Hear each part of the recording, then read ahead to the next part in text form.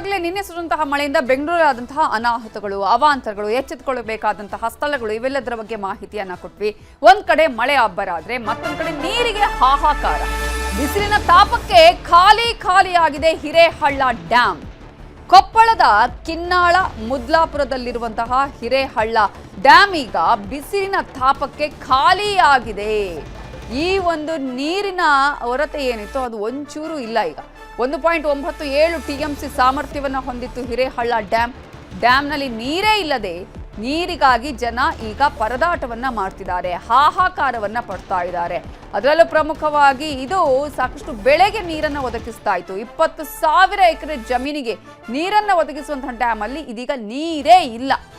ಇದು ಹಲವು ವರ್ಷಗಳ ಬೇಡಿಕೆ. ಜಲಾಶಯವನ್ನು ಇನ್ನಷ್ಟು ಎತ್ತರಿಸಬೇಕು ಅನ್ನುವಂತಹ ಆಗ್ರಹ, ಜಲಾಶಯದಲ್ಲಿರುವ ಹೂಳು ತೆಗಿಬೇಕು ಅನ್ನುವ ಆಗ್ರಹವನ್ನ ಆ ಭಾಗದ ಜನ ಮಾಡ್ತಾನೆ ಇದ್ದಾರೆ. ನೀರಿಲ್ಲದೆ ಇದೀಗ ಜನ ಜಾನುವಾರುಗಳು ಪರದಾಡಬೇಕಾದಂತಹ ಪರಿಸ್ಥಿತಿ ನಿರ್ಮಾಣ ಆಗಿದೆ.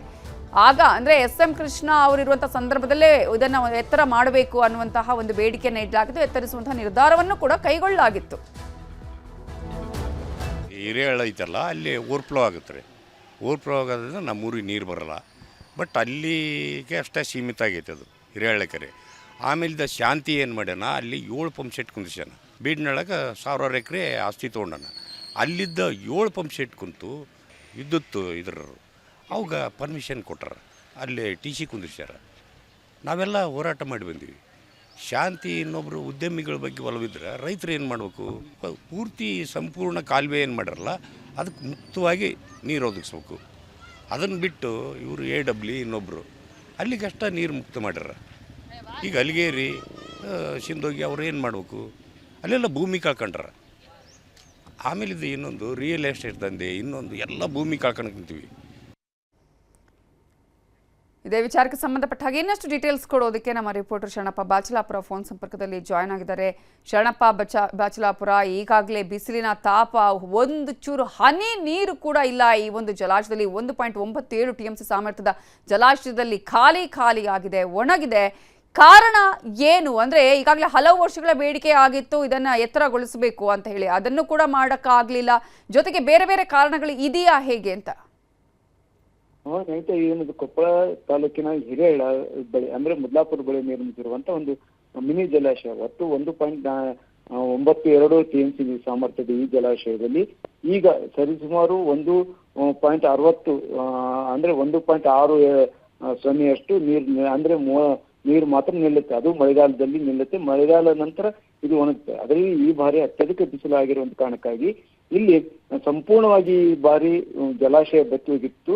ಅದ್ರ ಜೊತೆಗೆ ಒಣಗಿರುವಂತ ಹೇಳಿದ್ವಿ. ಎಲ್ಲೆಲ್ಲೂ ಅಲ್ಲಿ ಏನು ಹಿರೇಹಳ್ಳದ ಜಲಾಶಯದ ಸಂಪೂರ್ಣ ಒಡಲು ಬಿರುಕು ಬಿಟ್ಟಿರೋದು ಕಾಣ್ತೀವಿ ಮತ್ತು ಹನಿ ನೀರಿಗೂ ಪರದಾಡುವಂತ ಸ್ಥಿತಿ ಇತ್ತು.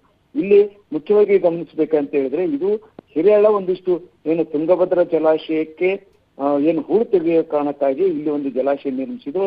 ಅದು 1976ರಲ್ಲಿ ಆಗಿರುವಂತ ಯೋಜನೆ. ಇದು ಕಾರ್ಯಗತಗೊಂಡಿದ್ದು 2002ರಲ್ಲಿ.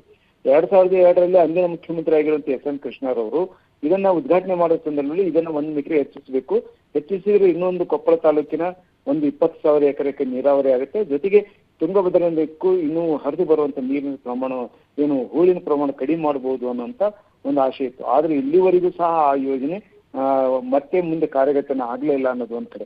ಈಗೇನು ಬೇಸಿಗೆ ಸಂದರ್ಭದಲ್ಲಿ ಹಿರೇಹಳ್ಳ ಜಲಾಶಯ ಒಣಗಿದಾಗ ಈ ಸಂದರ್ಭದಲ್ಲಿ ಸಾಧ್ಯವಾದಷ್ಟು ಹೂಳನ್ನ ತೆಗೆದ್ರೆ ಇನ್ನಷ್ಟು ನೀರು ನಿಲ್ತೆ. ಏನು ಈ ಹಿಂದೆ 1.92 TMC ಏನಿತ್ತು ಅಷ್ಟು ನೀರು ನಿಲ್ಲಿಸುವ ಸಾಮರ್ಥ್ಯ ಇದೆ.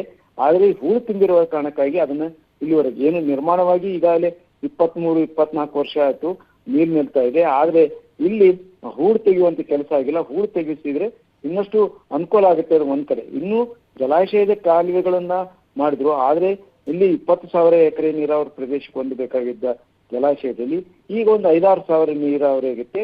ಅದು ಮಳೆಗಾಲದಲ್ಲಿ ನೀರು ಸಂಪೂರ್ಣವಾಗಿ ತುಂಬಿದಾಗ ಮಾತ್ರ ಸಾಧ್ಯವಾಗುತ್ತೆ. ಆದ್ರೆ ಮುಂದಿನ ಕಾಲುವೆಗಳಿಗೆ ನೀರು ಹರಿಸುವಂತ ಕೆಲಸ ಆಗ್ಲಿಲ್ಲ. ಇದಕ್ಕೆ ಏನು ಇಲ್ಲಿ ಆಡಳಿತ ಇರುವಂತ ಯಾವುದೇ ಪಕ್ಷ ಆಗಿರ್ಲಿ ಅಥವಾ ಜನಪ್ರತಿನಿಧಿಗಳ ನಿರ್ಲಕ್ಷ್ಯ ಮತ್ತು ಅಧಿಕಾರಿಗಳ ನಿರ್ಲಕ್ಷ್ಯ ಇಲ್ಲಿ ಎದ್ದು ಕಾಣ್ತಾ ಇದೆ ಅಂತ ಹೇಳ್ಬೋದು Navitha. Okay, thank you Sharanappa Bachalapura ಡೀಟೇಲ್ಸ್ಗೆ.